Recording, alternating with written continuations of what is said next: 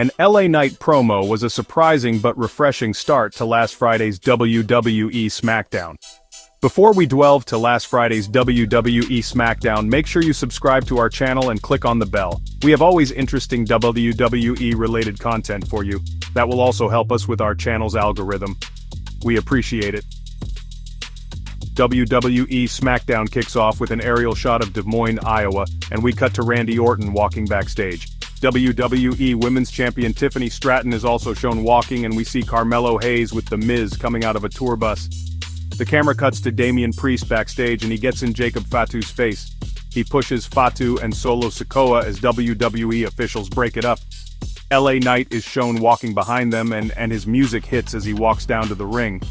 He gets into the ring with the fans chanting LA Knight. He tells them, "Let me talk to ya." He mentions how he said he wanted a rematch for his United States Championship. Instead, he got told he will have a #1 contenders match for it.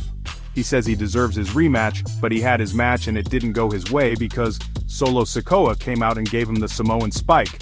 And after that, Jacob Fatu came out and dropped moonsaults. Damian Priest shows up and joins LA Knight in the ring. They essentially kept pointing fingers about their situation last week when Knight's match against Drew McIntyre was ruined. Ultimately, this felt like a nod to the olden days of a classic back-and-forth promo battle before a match to start the night.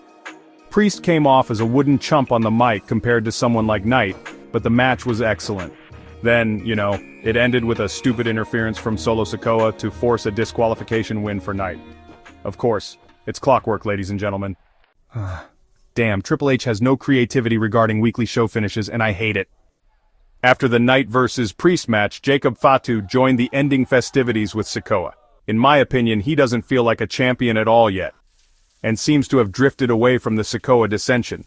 And that's a problem, and I was afraid of it as soon as Fatu won the title without anything involving Sikoa. Monster characters like him never need titles to work, and often don't. Not anymore, at least. As a result, Fatu will make his first defense in a fatal 4-way match at WWE Backlash next weekend against Knight, Priest, and McIntyre. So, that's where it should happen. Sikoa, jealous of his exclusion, will screw over or accidentally cost Fatu the match without Fatu eating a pin. I love LA Knight, but putting the belt right back on him feels like a death sentence. What do you guys think? Let me know in the comments section below.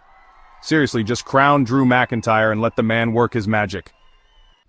The Miz was incredibly aggressive with his offense in his match against Aleister Black. It was almost like he was trying to prove a point against the returning former House of Black frontman. This match did one thing very well, and that was making Black's versions of Aleister and Malachi feel entirely different. He rightfully got the win, and can hopefully move towards something significant for a change. But a Carmelo Hayes match before then is certainly welcome. Remember how good Jimmy Uso was? When he enhanced Jey Uso's Gunter feud in the final 2 weeks?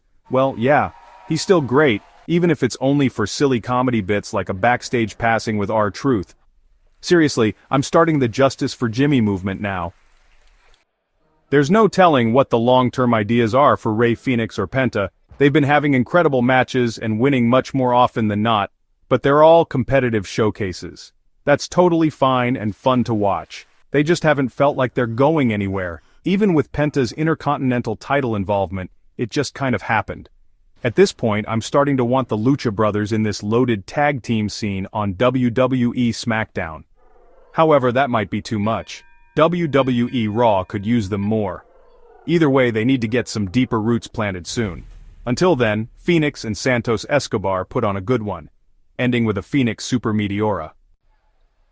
Everything after the inaugural Women's United States Championship match has been pretty funny.